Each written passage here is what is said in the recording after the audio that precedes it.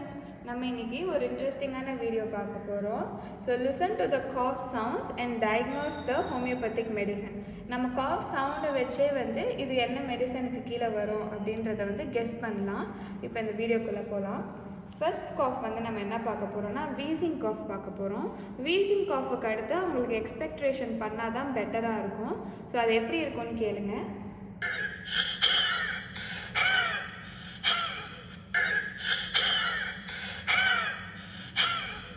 So wheezing cough வந்து இந்த மாதிரி தான் இருக்கும். அதுக்கு வந்து என்ன கொடுக்குறாங்கன்னு பார்த்தோன்னா இரிகோடெக்டயானோ. ஓல்ட் ஏஜில் இந்த மாதிரி வீசிங் காஃப் வந்து ஆன்டிமோனியம் ஆர்சனிகோசம் கொடுக்குறாங்க. அடுத்து வந்து machine gun cough. So machine gun cough எப்படி இருக்கும்னு கேளுங்க.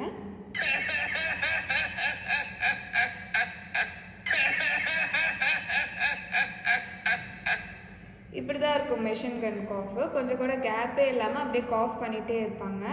இதில் வந்து என்ன கொடுக்கலாம்னா கொராலியம் ரூப்ரம் கொடுக்கலாம். ஸோ ஆனால் மச் பேராக்சிசம் இருக்கனால அவங்க அப்படியே காஃப் பண்ணிகிட்டே இருக்கிறாங்கன்றது தான் வந்து பேராக்சிசம்னு சொல்கிறோம்.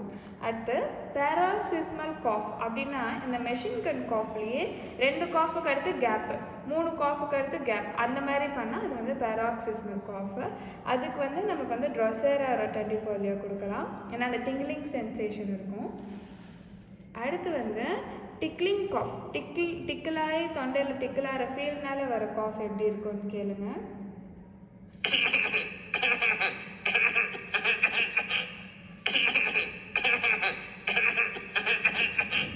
ஸோ இப்படி பண்ணிகிட்டே இருக்கிறாங்கன்னா அவங்களுக்கு வந்து ரூமேக்ஸ் கிறிஸ்பஸ் கொடுக்கலாம், அது நல்லா கேட்கும்னு சொல்கிறாங்க. அடுத்து வந்து பார்க்கிங் காஃப். ஸோ பார்க்கிங் காஃப்னால் நம்ம படிச்சிருக்கோம், ஆனால் அது எப்படி இருக்கும்னு நம்மளுக்கு தெரியாது. இப்போ கேளுங்க.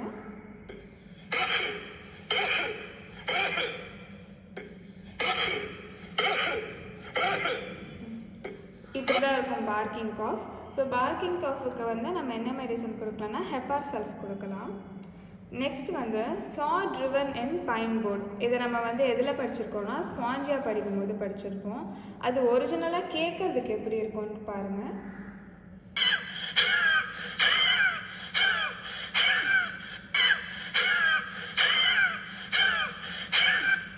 ஸோ இப்படி தான் இருக்கும் சா ட்ரிவன் இன் பைன் போர்டான காஃபு.